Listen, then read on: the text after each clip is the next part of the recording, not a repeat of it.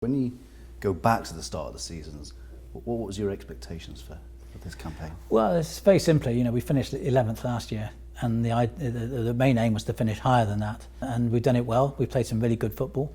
We've had some of our younger players coming through into the team again. Obviously, Lloyd Kelly has stepped up to the mark, but then you've had Max O'Leary coming in and making his mark in the team.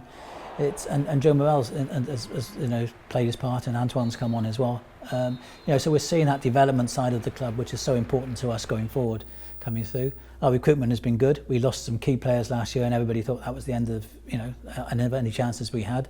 But that happens in football. Players want to move on, but we traded well. We got good prices for them. We've reinvested that back into the squad, and that squad's done well again this year. So, what we're trying to do is create that sustainable build and progressing and building on what we've done before to just keep improving. When we got relegated from the Championship, about 5 years ago, one difficult year in League One after that, and then we won the double. We won our first Championship in 60 years. Never forget that. It's the Bristol City. We talk about the club being full of history and tradition. It hasn't got a lot of history really in success. So the first Championship in 60 years. We won the Johnson Paint Trophy at Wembley, so we took silverware home. We've then established ourselves in the Championship, and we're now pushing at the top end of the Championship. So that is really good progress. We've got a good squad of players. We've invested well. I think we've got a very valuable squad of players, and the crowds have been very good, and the support's been really good this year, all the way down the line. And that's what it's about. I mean, the aim to get 20,000 plus on average here was the aim when we built the stadium. We've now achieved that. We've got to keep doing that. It'd be nice to keep it up towards the capacity figure, because the more people that come in, obviously the investment helps the club, but it's the atmosphere and just the occasion. Speaking of facilities, the new training ground should start construction by the end of the year. That's a really important development both for the first team and the academy to bring everyone together.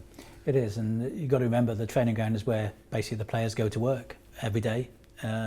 So you've got to give them the best facilities to work in and to hone their skills, which they can then bring to the stadium on a match day. And so I think it's the most important part of our jigsaw now is to get that training ground done. And once we have it, I think it'll give us a top-class facility and make players realise that this is a top-class club in England. I think the new crest is absolutely fantastic. Great design. I thought the marketing of the launch was brilliant.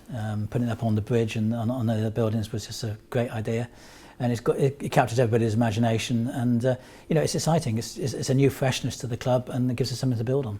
Playing under that umbrella and under that crest will be Bristol City women, and for Tanya, who's come in this season, it's been a really good campaign, hasn't it? They've done so well. I mean, I know how difficult it was at the beginning of the season. I mean, I'm not sure we had any players at the beginning of the season, but Tanya's come in and she's galvanised the team around her, got them really focused, played some very good football, and got some great results, and a very credible finish in a very tough division. And we mustn't forget, they are playing at the top of the game. They're in the Premier League, in amongst the big teams, and doing Bristol City proud. For both clubs. Are you excited about the future and the platform and everything that's going on and off the field?